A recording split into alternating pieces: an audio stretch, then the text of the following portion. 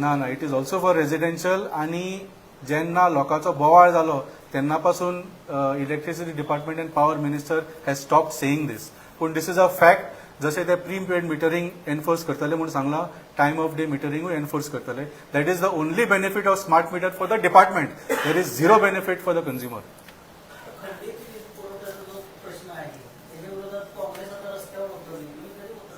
आम्ही ऑलरेडी उतरलेले आहे. We have gone to the department. We have confronted the meter इन्स्टॉलर्स.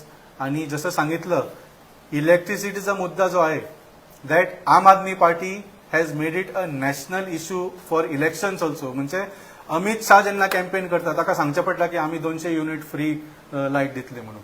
तर on the issue of electricity don't under estimate आम Aadmi party. जसं सांगितलं, वी विल स्टार्ट द वीज आंदोलन 2.0 if this electricity department is not ready to listen.